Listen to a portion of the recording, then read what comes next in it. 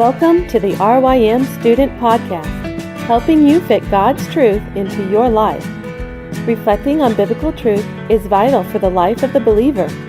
We hope this podcast will encourage you in your walk with Jesus.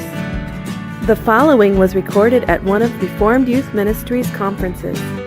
The audio might not be clear, but the message is. We hope you enjoy it.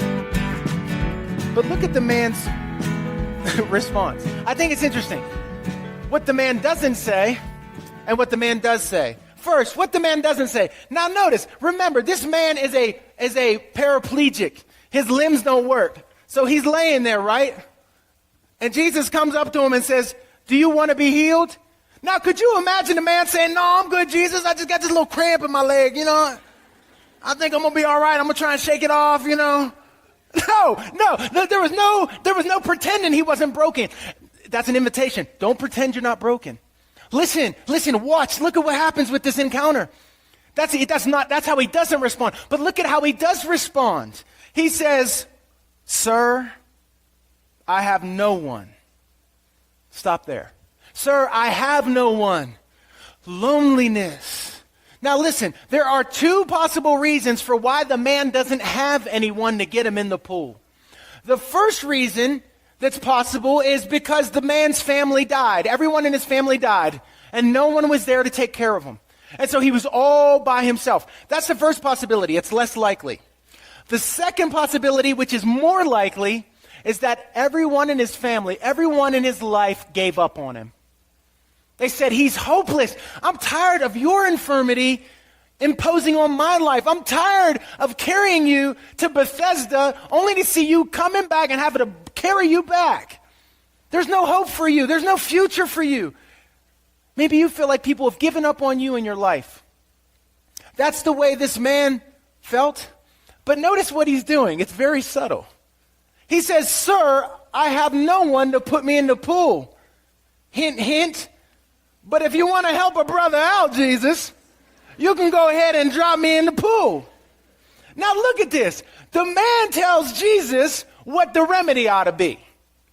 The man says, in other words, let me put it this way. The man says, "Jesus, I got the plan.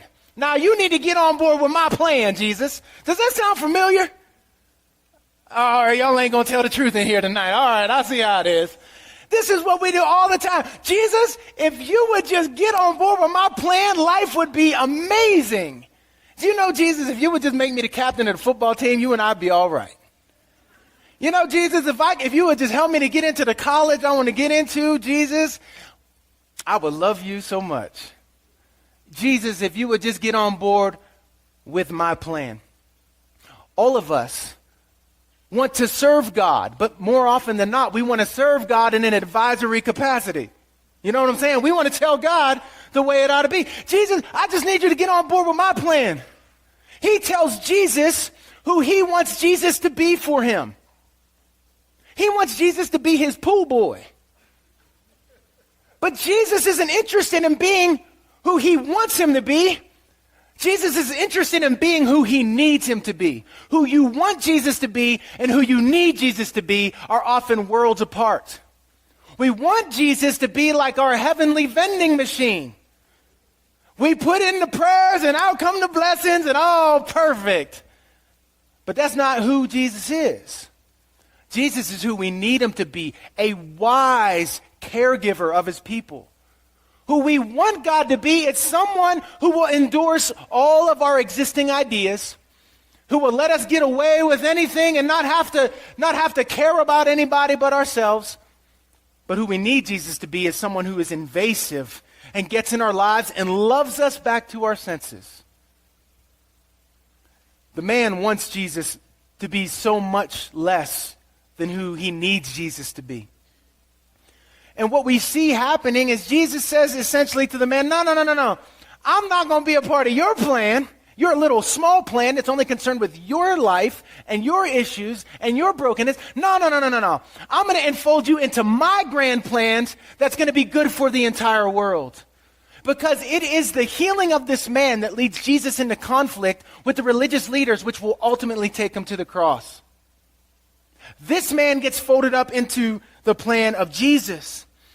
And what what Jesus is trying to show the man is that he's out to give this man so much more than he was actually looking for. It reminds me of this time where I was sitting in the living room and I had something that I needed from my bedroom upstairs. And I said to my daughter, Tiana, I said, hey, babe, I'll give you a nickel if you go upstairs and get that item for me. And she goes, okay, Daddy. You know, this is a few years ago where she was compliant. So she goes up and she gets it for me. I'm not above a fatherly bribe, all right? She comes back down. I reach in my pocket. I realize I only had a $5 bill in my pocket. I didn't have a nickel. So I pull out the $5 bill and I put it in her hand. She holds her hand out like this and she bursts into tears and she goes, Daddy, but I wanted a nickel. I said, girl, do you know how many nickels are in that $5 bill? Now listen, oftentimes we're saying, God, I want my nickel. And God's saying, do you know how much good is in what I'm doing in your life right now? I'm always giving and doing more than you could ask or think. Even though you can't see it, I am working. I'm doing everything at once and all things well. I'm doing so much more than you could ask or think in your life. You simply need to trust that I have your best intentions in mind. He's doing far more for the man and for the world than can be appreciated by the man at the time. This man doesn't realize that he doesn't need somebody to get him into the pool. He needs somebody to replace the pool. He needs somebody to render the pool obsolete. And that is what he's about to have in Jesus. This is the powerful thing about this passage. The man is plagued by defeat. His physical circumstances have produced emotional and psychological defeat in his life. He's wounded in more ways than you can count. And Jesus cares for the man, body and soul. He issues 3 commands. Rise, take up your mat, and roll out. Okay? That's my Russ Whitfield International Translation, all right? He tells the man to get up. He doesn't need someone to get him in the pool. Jesus replaces the pool. You don't need to win all the achievements. Jesus is your achievement. You don't need to become popular in order to be loved.